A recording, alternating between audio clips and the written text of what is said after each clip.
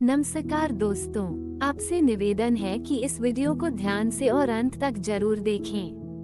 मैं आज के इस वीडियो में सत्यवान और सती सावित्री के बारे में कुछ वर्णन की हूँ कि सावित्री अपने पति सत्यवान को मृत्यु के देवता यमराज से कैसे वापस लाई और क्या बोलने के वजह से यमराज सत्यवान की प्राण वापस किए, और क्या आपकी पत्नी ऐसे ही होनी चाहिए।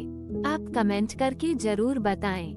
आप कृपया इस वीडियो को लाइक करें और चैनल को सब्सक्राइब करके हमारी मदद करें। तो चलिए अब कहानी को शुरू करते हैं। सावित्री दुनिया की किसी भी अन्य महिला की तुलना में अधिक चमकदार और सुंदर थी। जब उसकी शादी का समय आया तो उसके पास कोई प्रेमी नहीं था, क्योंकि उसके आसपास के सभी पुरुष उसकी सुंदरता और उसके तेज दिमाग से डरते थे। उसके पिता ने अपनी बेटी की उचित शादी कराने की जिम्मेदारी से हाथ खींच लिया और उससे अपने लिए एक पति ढूंढने को कहा।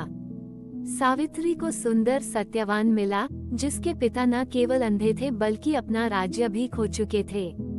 तब नारद ने उसे बताया कि सत्यवान शादी के दिन से केवल 1 वर्ष तक जीवित रहेगा।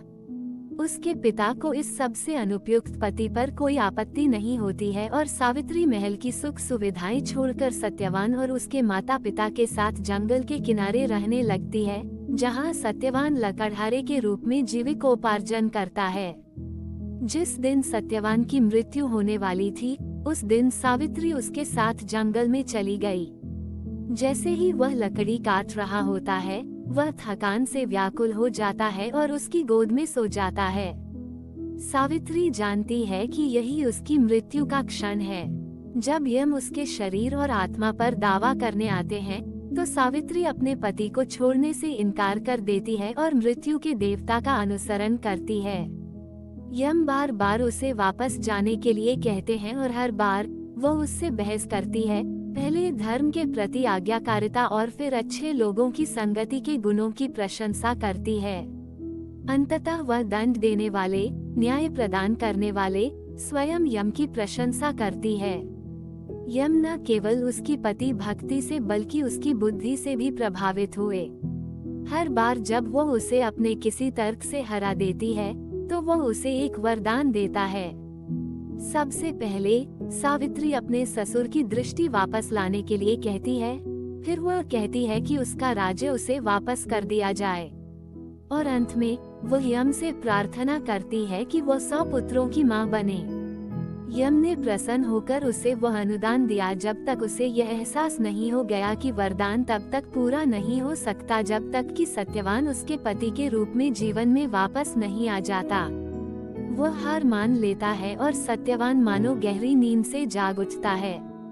हमें यह विश्वास करने के लिए कहा जाता है कि यम ने सत्यवान को केवल इसलिए जीवित किया क्योंकि सावित्री इतनी समर्पित थी। वह मृतकों के लोक में भी अपने पति का पीछा करने को तैयार थी। यह एकल पत्नी का गुण था, किसी भी अन्य से अधिक, जिसने मृत्यु के देवता को उसकी मांग स्वीकार करने के लिए मजबूर किया। ये शुरू से ही स्पष्ट है कि सावित्री एक अत्यंत असामान्य महिला है। वह सुंदर है, वह विद्वान है, वह दृढ़ निश्चयी है, लेकिन जबकि उसके आसपास के सभी पुरुष इन गुणों से दूर हो जाते हैं। अगर आपको यह वीडियो पसंद आई हो तो कृपया करके इस वीडियो को लाइक करें, कमेंट करें, कृपया करके इस चैनल को सब्सक्राइब करें ताकि ऐसे ही वीडियो अपलोड करें तो आपके पास तुरंत पहुंच जाए। धन्यवाद।